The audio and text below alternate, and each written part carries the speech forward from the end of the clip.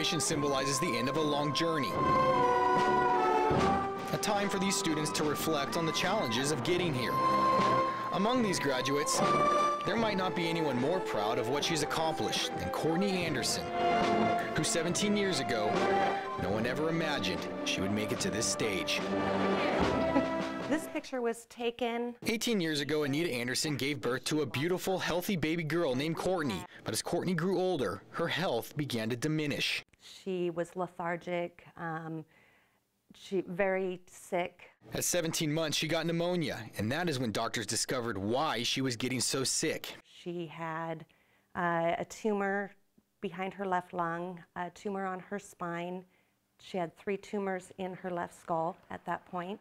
She had stage 4 neuroblastoma, childhood cancer. I remember exactly. And even 17 years later, Anita still can vividly remember the day the doctor told her just how sick her daughter was. I remember Dr. Frank Reynolds taking us into a room and sitting us down and looking at us and saying, "Your daughter has cancer.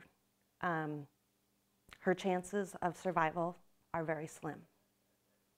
He said, "Chances are I'm going to send you to Seattle and you're going to come home alone." So it was the hardest thing that my family has ever gone through. But there were other plans in store for Courtney. She went through months of chemotherapy and had a stem cell transplant. Oh, the treatments were horrific.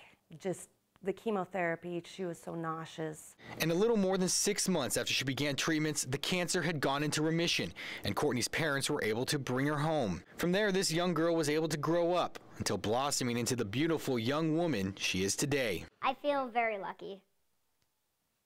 Sometimes I don't always feel that way, but, you know, looking at the whole spectrum, I'm definitely glad that I was one of the rare cases that was able to get through it.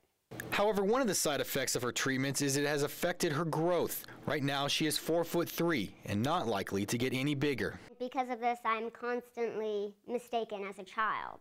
Being so young, Courtney doesn't remember the difficulties of her treatments, but she does remember the struggles of having to grow up looking different. I remember wondering why I had to go through everything, and everybody at my school didn't.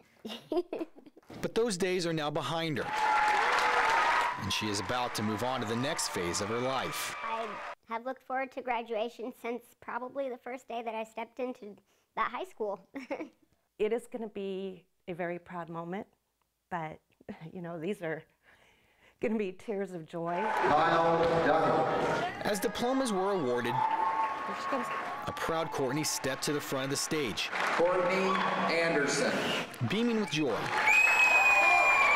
taking in the moment no one thought she would ever have.